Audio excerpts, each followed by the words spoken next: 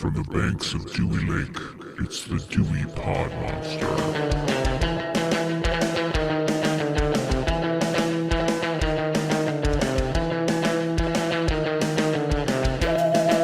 Welcome back. My name is John, and this is the Dewey Pod Monster podcast. This is the original podcast about consumption. We are proud members of the You Run Podcast Network, and you can check out all our episodes as well as all our co-defendant episodes at yourunpodcast.com. And with me this week, of course, is the host of the Dewey Pod Monster podcast, and his name is Sean. Sean, how are you doing today? John, you know what today is? It's a special, momentous episode. Can you guess what number it is? 69. 69, exactly. This is the 69th episode of this podcast. Nice.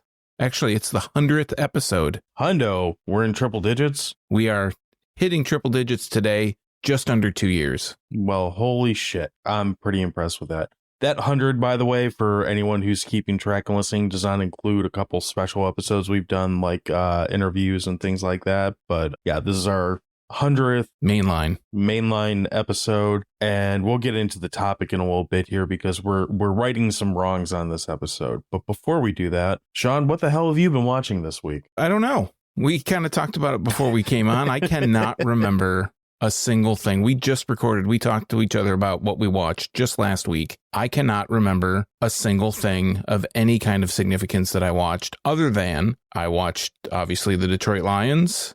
At the time of this recording, They won their second playoff game. They're one game away from the Super Bowl. I don't know how many actual sports fans or people that care about sports listen to this. It seems like those communities don't really mix very well. Like the people that are really into movies or into horror movies or whatever kind of movie. I feel like football is, if there's going to be an exception, it's quite often football, though. You think so? I'd say it's either football or baseball, but generally I would bet more people watch football than baseball just because the time invested. If you're only following one team, you're watching, at minimum 17 games. You don't have to.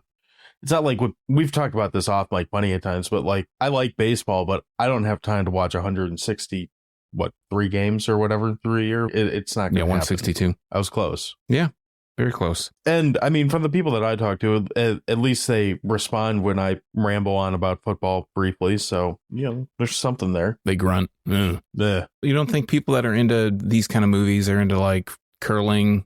They're not into some fringe sport like American handball? They should be. Those sports are a hell of a lot of fun to watch and play. I haven't played handball. I've gone curling. That's fun. I'm not done either. We've been talking about doing like a family thing and going curling. But anyways, back to the show. What I watched the game after that, and I watched the newest Hard Knocks, which is about the Miami Dolphins, which is kind of anticlimactic because it airs a week after whatever happened, so you get to see the aftermath of the team not making making the wild card, but not going past that point. So it's, I don't know, it's a little depressing. It's got a weird vibe because, yeah, like you said, it's anticlimactic in that it airs after the result. And frankly, by that point, at least maybe I don't remember how it was last year. And I don't even remember what the in-season team was last year. Like if they went to the playoffs, I don't think they did. But it was the Cardinals and they did not. They basically lost out. Yeah, they did not. They had an epic failure. Yeah. But especially for me this year, once the playoffs started and, our team is actually relevant this year, which is still weird. Yes. Watching a team that I don't really care about just get ousted I was like, yeah, fuck those guys. I don't really care at the moment. But other than football, Hard Knocks, seems like it all revolves around sports, just the usual, watching Jeopardy because I'm 100 years old. Yeah. But yeah, that's really all I've been up to. What have you been up to? You catch anything interesting? Anything you want to talk about? Well, speaking of 100 years old, I've been kind of rewatching Married with Children a little bit. Oh, okay. All right. And I'm not entirely sure how this show made it on the air at all, but as long as it did on network TV. And if I remember right, that was like a primetime television show. It's not like this aired at like 2 a.m. No, it was one of the first shows on Fox. It was a Sunday night show, wasn't it? Yeah. Like originally before they like went all animation only on Sunday. Yeah. I mean, being someone who you and I watch a lot of similar like sitcoms, the ones that we like. We both like Cheers and Seinfeld and so on. Like, they're not, I don't know that the word heavy is what I would use to describe Married with Children, but they're not raunchy or anything like that. Like Married with Children, I think, is trying to be. And I don't know. It's just a lot of stuff that I'm like, I don't know if I feel like, wow, they got away with that. Or I feel like that wasn't that funny to begin with. How did this show last for that long? I think as a kid, I liked it because it had Christina Applegate in it, and I still like her. Now I like I've kind of had it on as I'm falling asleep, so I'm not watching it intently, but I'm watching it like, this is not a good show. Why did I like this? Really? I haven't watched it lately, so I don't know how well it holds up, but I think for the time it was like, it's on Hulu right now. So if you have that, you can go back and watch it, but it definitely didn't age well. And oh yeah, I could see that. You compare it to not that you should compare it to Cheers because it's almost like such a higher standard of show, but your classic shows like, the aforementioned Cheers, Seinfeld, etc. I don't know that you could always say they've aged well, but they age gracefully, more or less. You feel like you're watching a show from a different era, especially if you're talking about Seinfeld, because like every episode the problem of the episode would be solved by the cell phone, like done, everything. But the comedy in it still lands. It's still funny. The characters still seem interesting. It still works. Yeah, it's all the characters. Yeah. And I'm not entirely sure that's what I'm only like maybe a season into this out of, I think there's like 7 or 8, something like that. It's like I said, a lot longer than I would have thought. But yeah, it's not aging gracefully. It's, watch it if you want, but I don't think I'm going to go too much deeper in it. It's the highest recommendation I think I've ever heard for a show. Watch it if you want. I feel like that show, because it was on Fox and Fox was new and the censors didn't seem like there was so much on Fox's case. They tried to push the envelope more than maybe necessarily other shows of the era. And I think the other thing with you talk about Cheers, you talk about Seinfeld, you can go back and watch those. And like you said, it's kind of a time capsule.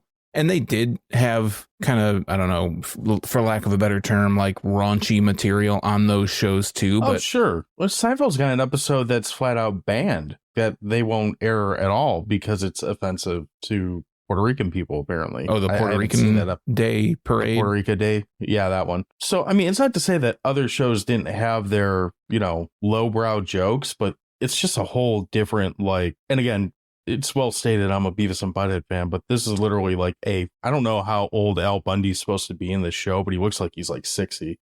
And it's literally the jokes like, boobies, I'm like, that works when you're Beavis and Butthead. I don't know if that works when you're an adult male that works in a shoe store. Well, I think it's insane that Ed O'Neill is known more for Modern Family now than like at the time Modern Family came out. I still think of him as Al Bundy. Yeah. Oh, it's the Al Bundy guy. Or the movies or the TV shows or movies. I mean, I don't know about TV shows, but like Wayne's World, you might think of maybe people from our era would be like, oh, Ed O'Neill, Wayne's World. But I think more people know of him for that too. Stan Micka's Donuts. So yeah, such a long career as just the dad or the grandfather, whatever, on Modern Family, because that was such a more popular show. It's crazy to think. I was thinking about that before. I saw some thing on YouTube. It was like there's a YouTube channel that I watch where people like comedians or other film directors talk about different movies and stuff. And I think it's called James Whale Bake Sale. And it's just clips of people from other podcasts that are talking about, like it'll have Bill Hader on David Lynch or something like that. It'll be that these. Sounds like could be a potentially interesting conversation. They're like 2-minute clips. So he clips whoever does this clips them out of other podcasts, and then he just replays them and maybe play scenes from the movie. But they had Ed O'Neill was talking about somebody, and I thought about it at the time. I'm like, oh shit, yeah, this guy, he is the Modern Family guy. Like he probably made a shit ton of money. He clearly made a shit ton of money off that show because it did very well and it's syndicated. Oh yeah, everywhere. But just to think, didn't they win like Al Bundy? What's the TV version of the Oscars? Is that not the Golden Globes? The Emmys? Emmys. Mm-hmm. Didn't it win the Emmys like every year it was on or something like that? I don't know if it as a show won, but definitely people on the show, won best comedic actress, whatever, or, all that stuff. Speaking of things that haven't aged well, I don't know if I talked about this movie on here before, but there's 2 movies with the same title. It's a movie called Suburbia. One of them was from the 80s, and it's like this hyper punk rock type movie. The other one's from 1996, and it's got Giovanni Ribisi, Yeah, it's a Richard Linklater movie, which I don't really know him, but I was looking at stuff while watching it, and people were like, "Oh, this is what I expect from the director." But it's also got like Steve Zahn and a couple other people that you'll recognize. And I remember really liking this movie when I saw it in like the VHS era. Like I remember renting it at some point and being bummed that I can never find a copy of it to buy to like actually own. And it's on Tubi now. And now you're glad you didn't. Well, yeah, I watched it and I'm like, why did I like this or think this was so like deep or something? Like it's very just fucking boring. Which I guess when you said that, I was going to say I remember it being very uneventful. Yeah, it's like literally a bunch of kids hanging. They're not even kids because they're all like in college and shit. So it's a bunch of 20-somethings hanging in front of what is essentially a 7-Eleven that they can't call 7-Eleven. It's a Circle K. Yeah. And just kind of like bitching. And there's parts of it I'm like, that kind of feels like Small Town Anywhere. Like I kind of get that. But the more I like I don't know why I finished it, but the more I got through it, I'm like, this is not a great movie. I don't understand why I thought this was a great movie. Doesn't somebody show up in a limo or something in that movie in front of the party store? Okay. His character's name is Pony. He's like some alt country mumble rapper guy or something. Yeah, sure. We'll go. That would be better. He's not I don't think he's in any other stuff, bro. I'm sure he is, but he's not in anything else that I know of. He's in a movie called The Cake Eaters. Yeah, it's just not eventful. Like it's hard to even say like I thought I was gonna dig it because it's that little bit of 90s nostalgia, all that shit, and yeah, it's not great. So it's another one you can go ahead and watch if you want to, but I'm not recommending it. Strong recommendation game this week, John. Strong recommendation game. I will recommend the next two. I would recommend strongly Miami Connection, which is just, we have Crummy Movie March coming up, and we did Ninja November, and we've had several movies in the vein of this where it's just like action sort of with all kinds of shit happening all the time. This movie is it. If you want to feel like you're mainlining 80s cinema at its finest, and by at its finest, I mean like VHS quality with bad hair, bad outfits and questionable acting, this is your movie, and I had a fucking blast with it. I've seen it before, but it's been a long time since I had seen it. I've been rewatching stuff I haven't seen in quite a while because my other ones are rewatched too. But yeah, this one lived up to my my memory's expectation, which maybe I've been doing something to affect my memory because it only worked halfway this week. So that one's a lot of fun. I don't remember where I found that, but that one is probably available somewhere. Just go buy that if you have to. I think that's on Tubi. I'm pretty sure it is. I think it is. And if it's not right now, it probably will be next month because I know I've seen it on there. I'm just not 100% sure it's on there right now. And then the other one that I rewatched, and this is another one that I just haven't seen in fucking forever. Our buddy BP did an episode on it last year, so you can go back through his catalog if you want to hear that. But I rewatched just today the original My Bloody Valentine, which that's kind of trying to remember what happens in this movie because we're doing our next screening over at Batch. If you've been enjoying our Frankenstein's movie nights over there, is going to be My Bloody Valentine. We're being festive again for Valentine's Day. Holds up better than I thought. Have you seen this movie? I haven't seen it. Mm-mm.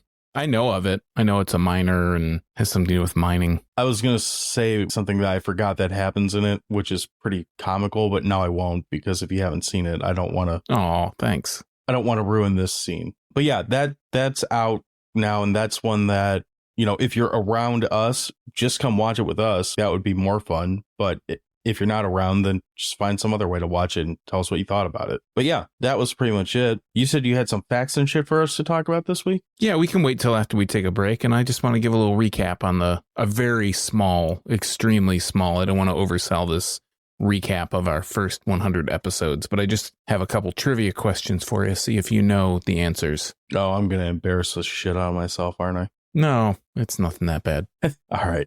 Well, then I guess we'll go ahead and take a quick break, and then we will come back and proceed to embarrass one of the hosts of the show. We'll be back in just a minute.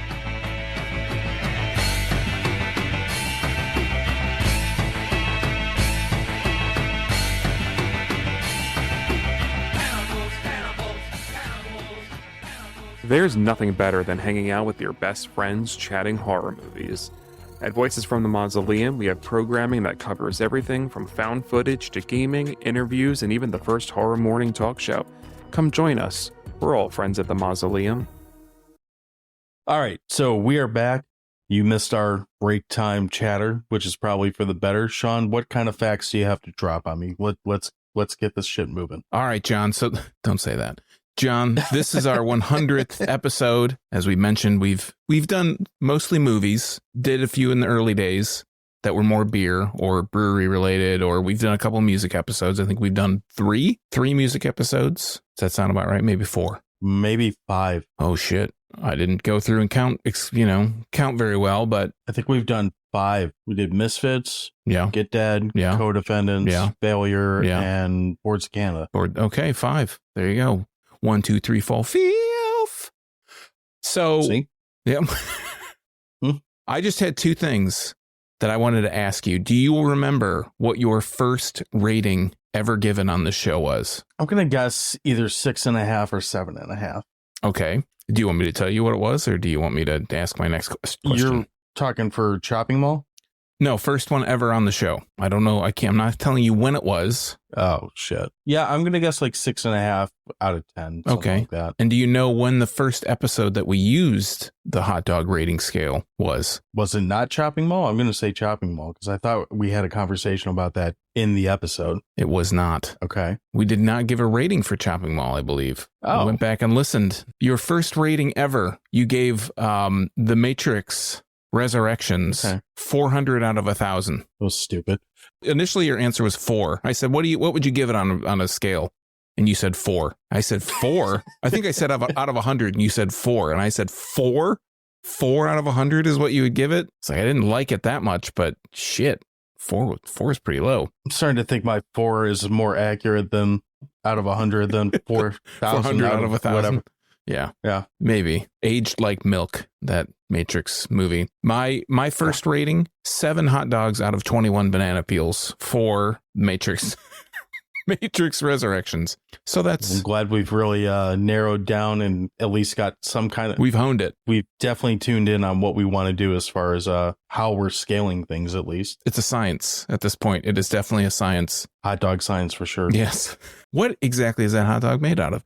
So just to give a little backstory, as we like to do, John, why are we doing Chopping Mall again? So Chopping Mall was the first episode of this podcast, and anyone who has brought this episode up to me, this is the episode that people go back and say, hey, I'm going to listen to your first episode and, give your show a try. And I always say, don't do that. Please don't do that. To be perfectly honest, it's not the worst thing I've heard. In the big scheme, I think any creative project that you take on is going to get better as you go on, at least until you run out of steam. But I feel like we didn't really know what we wanted to do or how we wanted to kind of run or what the format was we wanted to do for the show. I feel like half the episode I'm trying to remember what happened and try to recite the plot of the movie, and we just don't fucking do that. Like, we're under the assumption that at this point you've either seen the title that we're talking about, or it's most of the movies we talk about are 20 plus years old and available to get fairly easily. So the only times I'm kind of at the point where the only times I really feel the need to really do a spoiler warning is if we do something that's new.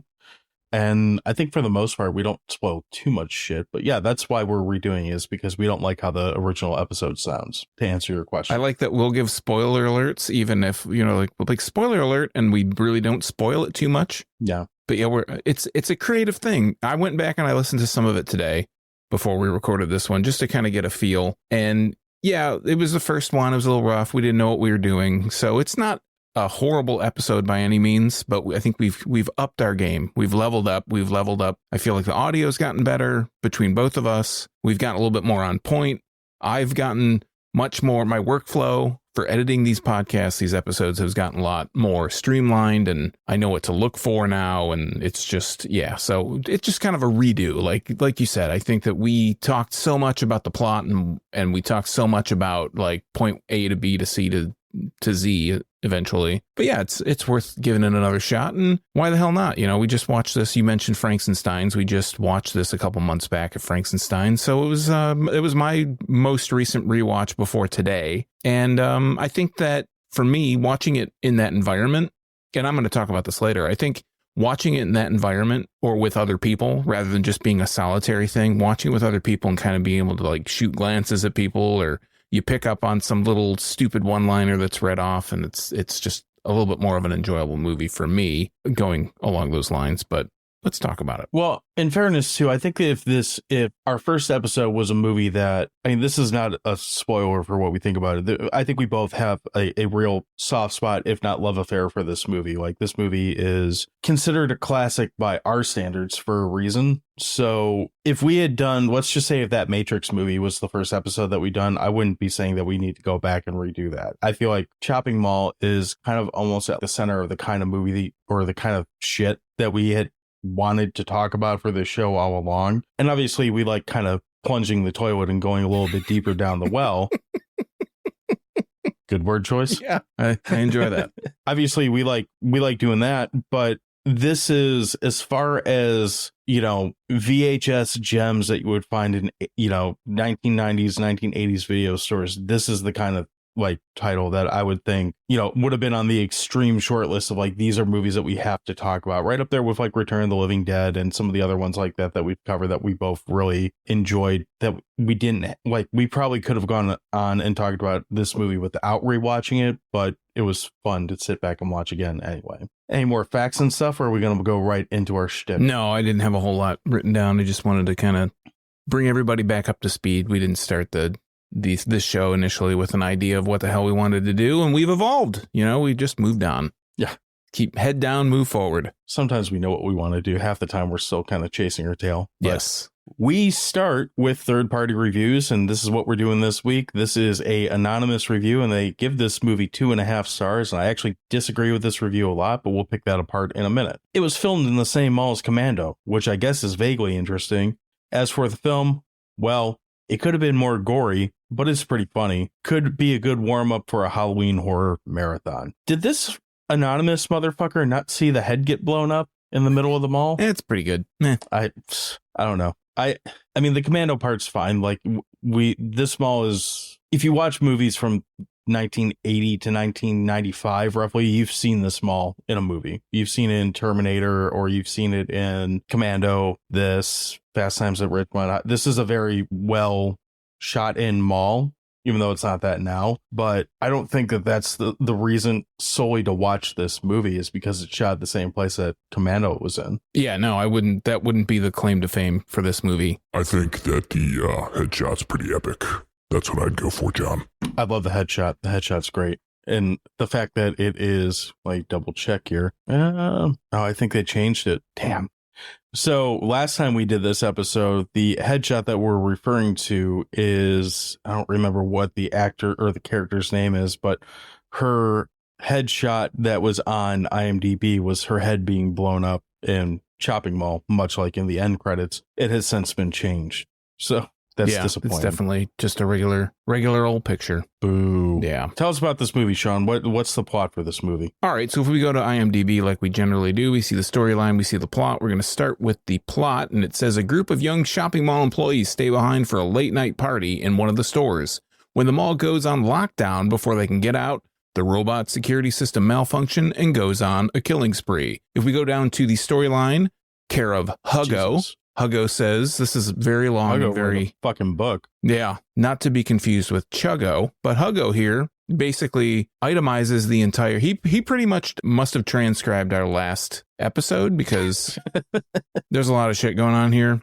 Basically, real short gist of the story, a little bit shorter than this guy's IMDb summary.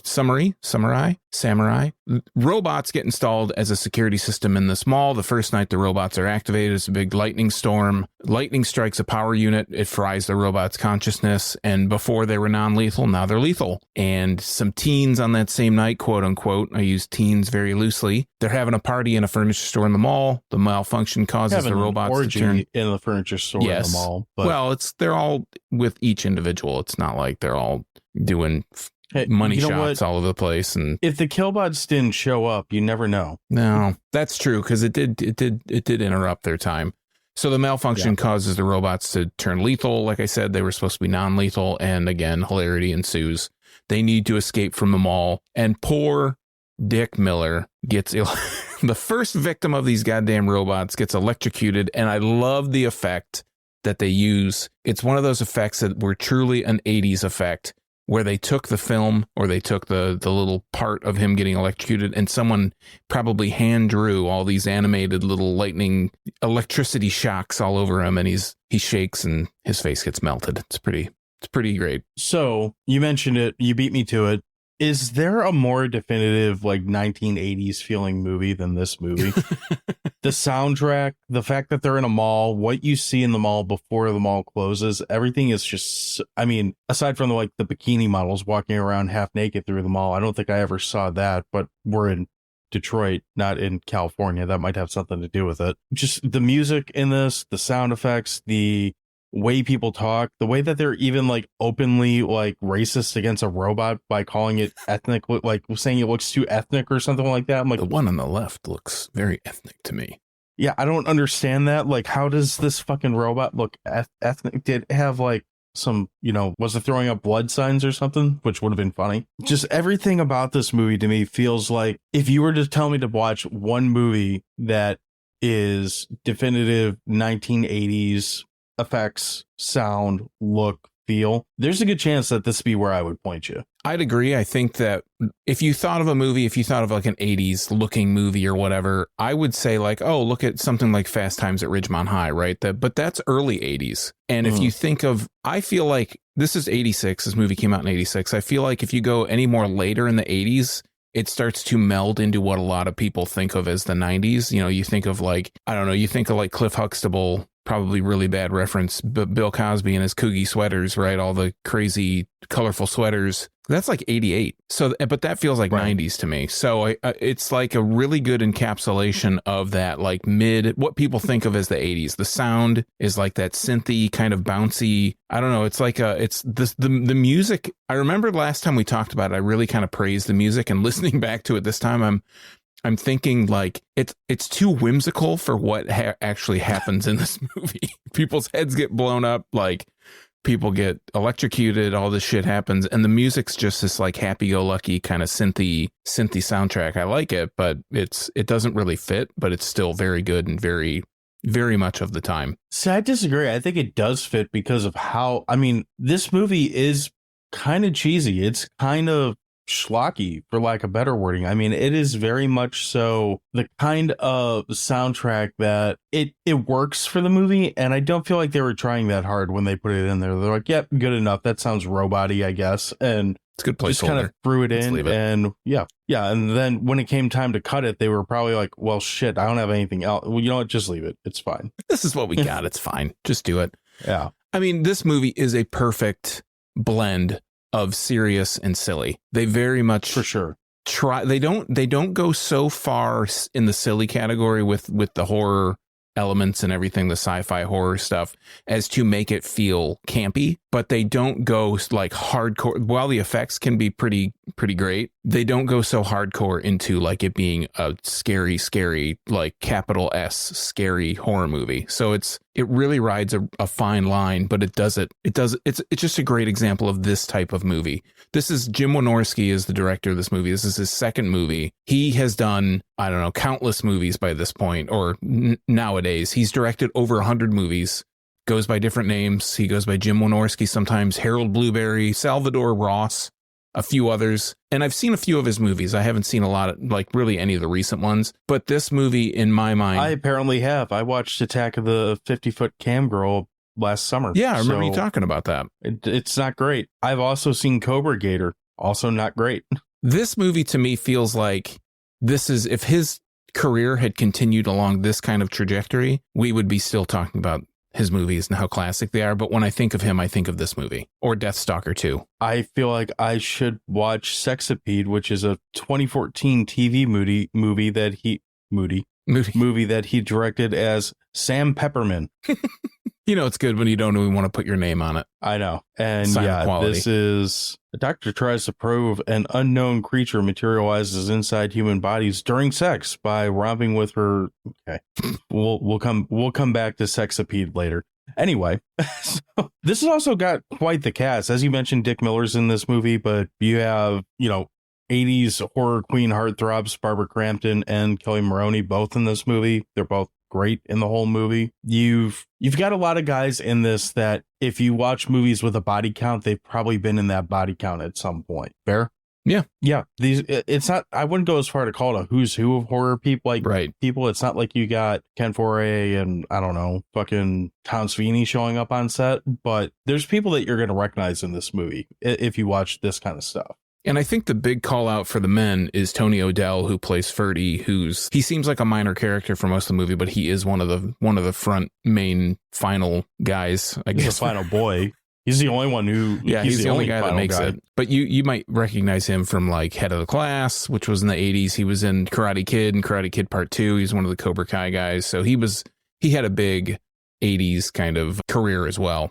Yeah, and the other guys, like I said, Dick Miller's the obvious one, very well shot and very easy to pick out. Trying to remember which one it is. One of them is in one of the guys, I think it's the gum chewing motherfucker. He's in Friday the 13th Part 2, I believe. I think that's him. Again, these are all guys that they're low budget 80s actors and they're all fine in it. Frankly, all these guys are kind of tools, but kind of in that lovable 80s quirky kind of way. Is that fair? Yes. Yeah. And then again, Kelly Maroney and Barbara Crampton, that you can't be mad at either of them, period. As you mentioned, they lock in, they go have this little party orgy in the furniture store, which that seems like the worst place to have a party, but they do it anyway. Did you notice how bad the dancing is in that party scene? I think a lot of these movies, they don't hear the music. I don't either. They put the music in over the fact and they just do whatever. I mean, it's like the old extras in the background when they talk, they just mouth watermelon. They don't actually say it, but that's what they're saying with their lips, and that can be interpreted as anything. This dance is amazing. I don't care what you say. The only way that you could really make it better would be to bring Crispin Glover on set for one scene just to have him dance with this. Is it Barbara Crampton that's dancing like an idiot in this scene, or I can't remember? Just to have the two of them almost in like a little more Mortal Kombat like screen on top of them, and just put the word fight on the screen and let them do their little dance off. I would watch that. Breakin' 3, 80s Boogaloo, something like that. Save them all. Of course, shit goes wrong because it has to go wrong. It wouldn't be a fun movie if these robots just did their job and patrolled around. This is where I don't agree with this shitty third-party review. They legit maim everyone. Yeah. Like, gradually. It's a war of attrition. Yeah, well, watching it this time, I felt like our heroes were pretty stupid in this movie. Like, they got dumber as the movie went on. Because, we've already said, this movie's about some robots that go AWOL and start killing everyone in the mall. That's the plot of this movie, and it's fine. This goes back to the 80s thing of like, we have assault rifles in the mall for purchase, which, okay, so we grew up in the same type of area. Do you remember an actual, like, outside of, I think like Sports Authority and shit like that had like hunting rifles, but do you remember actual gun stores being in our malls? Because I don't. And we would have been around at the right time frame to see it. I just can't remember it being in any of the malls that we had around here. I could maybe think of a gun store in a mall, but not to the extent of something like this or like Commando that we mentioned earlier, where the sporting goods store has rocket launchers and ARs. Yeah. No, that's not 357 Magnums. They might have like a hunting rifle or a BB gun or something, but nothing like high firepower like this stuff. Well, we're in a hunting state, so I remember shotguns and 22s and, shit like that. Definitely not like, again, yeah, AR-15s and fucking Dirty Harry pistols and all that type of thing. But it's all there for the taking. They managed to get into whatever store they want pretty easily. Did they have keys for that, or did they just break in at that point? Well, that's one of my favorite quotes is, "I've got the key," and he throws a brick through the window. That's his. Oh yeah, that's his key. So you set me up for that one, John. Jeez, that's true. See, that's what takes 100 episodes, and I finally set you up for something. That's chemistry right there. Chemistry. That's right. You also have hardware stores in this mall, which prove useful. You have golf carts to drive around in this mall. This mall's got fucking everything. It's 3 levels, if I remember right. 3 levels, one for each robot, one for each killbot. What are some of the highlight scenes in this for you? Like, let's just kind of go round for round on this, because there's a lot of things that are worth highlighting. Like, what are some of your favorite shots or clips from this? I think one of the first early one, I love how the movie opens, and it feels like if this is your first time ever watching the movie, you're watching this and you're thinking this first scene is actually the movie itself, and it's basically a commercial for the merchants of the mall for them to say, hey, this is a security system we're going to implement next week. There's no rhyme or reason. There's no real objection. Even if they objected, it's like, yeah, we're just doing this. So hope you like it. I think that the scene, though, specifically that I always think of in this movie is the one where they first get all the propane tanks together and they're having the face off. The three guys are having the face off with one of the robots, and they throw the propane tank, and they are trying to basically shoot the propane tank to take out one of the robots, and they get him over. What is that? It's robot blood. Yeah. That's one that always like sticks out in my head, is that specific sequence of the shoot from the hip with an AR, and the other guy's got the shotgun that just has unlimited bullets in it, and the 357 all going to town on this thing, and it's not even budging it like in the slightest. I don't know why, but I laugh really hard every time you see the Killbot take the elevator up to the second floor the first time, because they all go running up the elevator. The elevator is still on. They go, dashing up. I'm assuming they think that this thing can't take the stairs, and this robot is like, it's fucking the tread or the tires that it's on they're huge. There's no way this thing should be able to balance on a step. Like, it would be ass heavy. It should tumble back. But sure enough, the next cut, you see him just slowly going up the cresting the escalator. The little head of the robot's like coming up. Like, what the fuck? It's fucking great. It's such an easy gag, and it's one of those, like, I don't know how they made it work. I don't really care. It's funny, and there's so many points in this movie you're like, no, you're still fucked, is what you find yourself saying to these, dumb characters through the movie. But it manages to be goofy like that and cheesy, but not to the point where like, this is dumb and you turn it off, just to the point where like, well, this is entertaining, if nothing else. So we both skipped over the head explosion. So we mentioned that. If you don't know what we're talking about, just was that like 15 minutes into the movie, maybe something like that. It's not very far into it. Yeah. So you get like a scanner's level head explosion in this movie from a very poorly drawn laser, which that's the other thing we should bring up, is the laser effects. These fucking robots shoot lasers everywhere in this movie, and it seems very like trivial as to when the laser actually does damage to someone or not, because these people get hit by these lasers randomly, and sometimes it just goes right through them because they're drawing light, and other times it like blows a hole in their chest or something like that. So it's another one of those 80s effects that would only work in this kind of movie. Like, if you put this in a movie now, it would look like you're forcing it. It wouldn't play the same. This is one of those effects that works because of the time that this movie came out, the overall feel of this movie, and the fact, like, well, that's what it was. Yeah, it's gotta be one of the top. I mean, if I have to think of like head exploding scenes in the 80s, I'm thinking of Scanners and this. Those are the two that come immediately to mind. And I would say like maybe a Ricky O, but I think that's a 90s movie. I would throw Dawn of the Dead in there, but that's a 78, so that's not 80s. No, technicality. But okay, so that's another. But there's not very many that are, I guess I'm thinking Deadly Friend, and there's a few. Yeah, Deadly Friend's a good one. There's a few others that are in there, but this is top tier. This is like top 5. Yeah, Deadly Friend's a lot more messy than this one is. Yeah. A lot of goo. Well, a lot more technically ridiculous, I think. Yeah. But ridiculous is a good word for this movie. It is definitely that. I mean, we've been saying a lot lately, like a lot of this movie is a vessel just to kind of get to the next thing. Or a lot of movies are just, how do we get from point A to point B? And they just kind of, it very much so feels like they kind of made shit up as they went along. I like Rick and his attempted vehicular homicide against one of these robots that he shot like 20 times and decides to run into at high low speed with his golf cart, which in turn gets us another electrocution and blows up a Killbot, or I don't know. It's something ridiculous. It's ridiculously unglamorous, and it plays really well. And that scene, when you say the characters get dumber and dumber, that is what I would point to as being like, this is the height of stupidity in this movie. Like, why would you think that that's going to be effective, that this little, like, it's not even really a golf cart, it's like a utility cart that you would drive in the hallways behind the mall, Right. to like haul, I don't know, boxes or something. Top speed's like 5 miles an hour. It's like, what are you going to do with this thing? Yeah. And what you're going to do with it is you're going to, take out a robot, apparently. So I do like that the robots, when they get really aggressive, they have like multiple arms that are always folded in the side. Yeah. And they raise their arms in the air. That's always one of my favorite things. Like, yes. Yeah, raising the roof. Think of raising the roof, but having robot arms. Very skinny ones. So I understand that we see these robots go in and out of like wherever the hell they want through this movie. But don't you think the easier way to handle these would be just to kind of hide somewhere without windows? There's all kinds of offices and rooms in malls without windows where they wouldn't be able to like visually see you.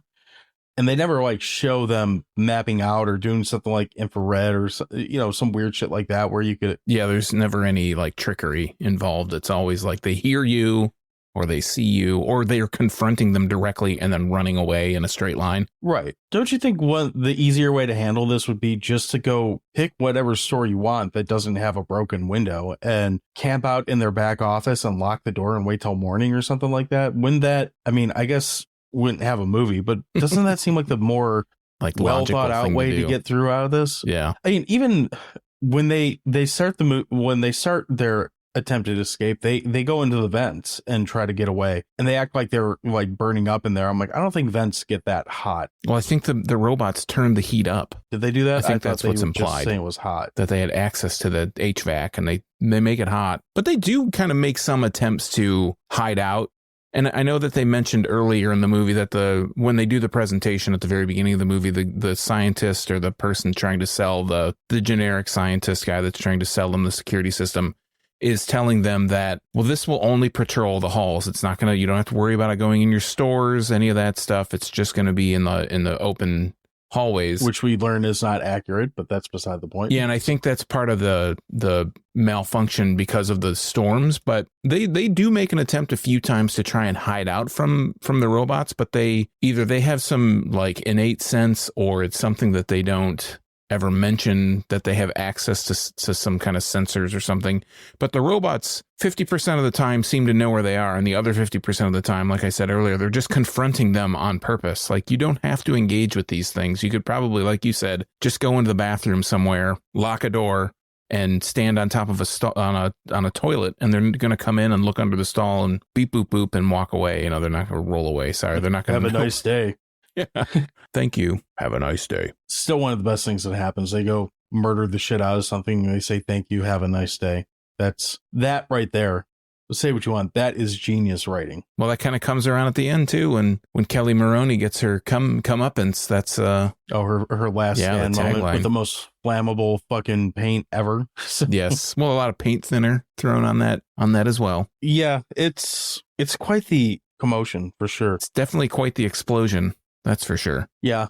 And there's times of this where I'm like, don't you think the cops would just show up because they're hearing all these gunshots inside the mall? And I was like, maybe not. I guess if everything's closed in, you might actually not hear that, but I'm pretty sure they would notice the fucking explosion. But that's the end of the movie, so whatever. I don't have a whole lot to add on this, really. Again, I feel like we're repeating ourselves, which I guess is kind of going to happen when you talk about the same movie twice, but I have heard the official James Wan hype man, that your boy is trying to remake this movie. Do you have feelings about that? No, I think I'm just we'll see. It's a kind of wait and see thing. With a lot of this stuff, a lot of it's like, this is happening. I know a lot of times we get like, oh, did you hear that they're making a Mickey Mouse horror movie now, that the Steamboat Willie public domain shit and all that? It's like, okay, whatever. We'll see. We'll deal with that when we have to watch that shit. Add it to the pile. I could see this working as a modern. Well, here's where I don't see it working as a modern take on a movie: is malls aren't really places that people go anymore. At least not. I don't think you're gonna have kids hanging out in a mall anymore. Maybe you have some mall walkers or something, and the robots just run them over.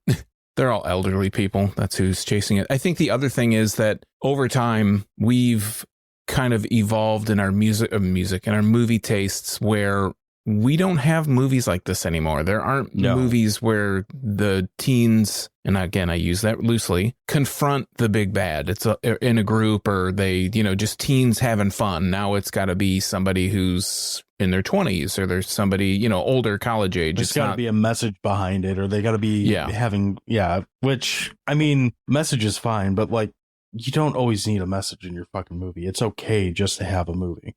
Yeah, and that's what's fun about this, is that it again rides that serious, silly line, and it's just a movie. There's no, I mean, you could maybe make an argument that it has some kind of like consumeristic undertone to it. Like you could, Dawn of the Dead, you could say that has some kind of like social commentary, some kind of comments on, social commentary on consumer culture or whatever. But this one really doesn't, because there's not much product placement. There's not a lot of them showing products. There's not much in the way of being materialistic by any means, or the product placement that's in there feels more like, I happen to be drinking a Diet Coke, so Diet Coke is in the shot. The most product placement in this movie feels like, I am Jim Wynorski and I happen to direct a couple other things that I have posters for in the background of a shot. There's that. There's also the cigarette machine where they mention a couple brand name of cigarettes, and that's about it. Yeah. I do not know where to get Virgin Lights though. Yeah, well, neither does he apparently. All right. Episode 100. Let's go ahead and wrap this one up and get to our question of the week, which will be pretty quick this week. Sean, on re-rating or redoing whatever the fuck we're doing, how do you score? Where do you land on Chopping Mall? Give me the spiel. I didn't really give it a rating last time. Like I said, we started the second episode doing that. But like I've said multiple times now, a good mix of serious and silly. Go into it with that mindset. It's a great example of the film that, films that I like to talk about, I like to watch, and it's the type of movie, honestly, that I really wish that I could rediscover, and not in the respect of watching it again, but finding this movie and watching it again for the first time. I think it's a fitting film for our first episode, and I think it's a good one to revisit, because there's still, not that maybe necessarily there was more to say, but we did it anyways, so that was fun. Like I said, when we watched it at Batch and we watched it with all those people, it has this really great crowd dynamic when you watch it with other people that just amps up that watchability. There's just these little things that if you watch on your own, you might not necessarily catch, but it seems like, some little one-liners were given, or some kind of term was given, and you could see people kind of giving each other looks in the crowd and laughing about it. For me, I got to give Chopping Mall 7 paint thinner firebombs out of 11 hot dogs. So I'd go as far as to say this is, again, at the apex of what I want from a 80s movie, period, like any genre, but especially for, VHS horror type stuff. It's got a great look to it. It's fun. It's got a good soundtrack. It's got great actors in it. They're doing what they can with what they're given. The dialogue's a little cheesy, but in this case, it almost works to its benefit, because it's a campy movie to begin with. It's not, you're not going for fucking Schindler's List here. This is a movie about robots in a mall that, kill kids. The effects are they're not necessarily great in the sense, you're not talking about like, Baker's Feeney or whatever, but they're great in the sense that they work, they look good, and they're entertaining. They're memorable too. There's a lot of them you can think back to and think, oh, that was that fun movie. They stick out and stick with the movie. They're not forgettable, as opposed to memorable, or whatever the fuck I said. It's all around, this movie is just a good time. This is one of those movies that I honestly feel like if you like any of the stuff that we've talked about on this show, regardless of genre, maybe take the beer and music episodes out of that, but any of the films that we talked about, or even the TV shows, if you've liked those, this is one of the movies that you absolutely should have seen, because it's as much in the vein of what we try to do on this show as anything else. So I'd give it a solid 7.5 escalator riding hot dog robots out of 10. It's fun. It's not perfect, but it doesn't need to be. It excels at what it is, and like I said, it's a damn good time. Yeah, and if you haven't seen this, or if you want to watch it again, it is available basically anywhere that you can stream stuff. Peacock with ads, Tubi, Pluto TV, all that stuff. It's all over the place. If you did feel the need to rent it, it's $2 on Amazon, or you can buy it for $5. So it's out there. It's all over the place. This is not a hard movie to find. No, it's not. Oddly, the Blu-ray still costs like $35 to get, but you can stream it free. Question of the week was a pretty easy one this week, and we only got one response. So it was our question was, are there any other movies in our catalog of episodes that you would like us to go back and talk about again? Maybe revisit, do another episode on, something like that. The only response we got was over on X. It was from Dissect That New Year, aka Dissect That Film. They flat out said, you can never talk about Return of the Living Dead too much. Completely agree with that. Hey, it just means we're doing our job. All these people think we did great on our back catalog. I have no complaints about our Return of the Living Dead episode from a personal standpoint, but there are sequels to that franchise, and we said we wanted to start working on some of those too. So I have a feeling that you'll hear more about Return of the Living Dead before the end of the year. Sean, are there any episodes that you would like to redo that we've done? No, I mean, I think I stand behind what we've done. I think that we do a pretty decent job in talking about these movies. So nothing jumps out at me like this one did. And I think mostly this one was just like we said before, just getting our feet underneath us. It wasn't something that it's not necessarily a bad quote unquote episode. I just think that we could have condensed it like we did here. Absolutely. And I'm with you. I don't have any others that I would necessarily want to redo. I have episodes I like more than others, but I think that just goes with when you do something 100 times, that's going to happen. But I can't think of any that I would feel need to re-attack unless we had to or wanted to, but we don't. So we'll see. We'll see what happens. We definitely need to revisit some Seagal. We do need to revisit some more Seagal. And some Seagal impressions. Ugh. Oh, that's not Seagal at all. Yeah, I don't know what somebody else. It's like Razor Ramon or something. Yo. All right. Well, I don't got anything else to add. Do you have anything you want to add on this one? No, I think we can close the book on Chopping Mall. Well, I'm not going to go that far. The justice has been done. See what happens when we get to 200 episodes. Maybe we'll do it again just for shits and giggles. So. Why do these guys have 3 Chopping Mall episodes? What the fuck? We better get Jim Wynorski on the show to do that one. I want Peppermint or whatever he fucking called him. Sam Peppermint. Oh, Sam Peppermint. Whatever. Again, if you've been listening all along, if you've gone through all 100 episodes, thank you. If you haven't, get on that. You should check them all out. You can go back and listen to those episodes at our website, which is crap.town, or you can go find them on yourunpodcast.com, which is we're part of that network. So you can find it there. You can also find Spotify, Apple, all that type of shit. They're all on there too. So we would greatly appreciate it if you went back and checked them out, reviewed, liked, all that type of stuff. As for other places you can find us, we are on just about every damn social media in the world as @DeweyPodMonster. If you search us, you're going to find us. And that's where we post the question of the week. So if we do a better job of question of the week and you actually want to answer it, that's where you can do it. Sean, what do we have? What else? What am I missing? What's going on? Maybe, I don't know. Oh yeah, movie stuff, whatever. Well, I was just going to say, if you want your question of the answer, the question of the week of the answered week on the week questioned answer on the show, you can leave us feedback on our Twitter, on our YouTube, I don't know, all the places on social media, because we're @DeweyPodMonster. Also, if you want to check out my craft beer adventures, you can find them at youtube.drafttherapy.com. And one last thing, thanks again to all y'all who go onto the poll on Spotify and add little poll votes so we can see your feedback on those. If you have direct feedback that you want to leave and you don't want to do the social media thing, you can go right on Spotify on our page and you can find it there and leave us some feedback and we'll probably read it. Probably. No guarantees. All right. Well, that's it. So we will be back next week with something different. In the meantime, thank you. Have a nice day.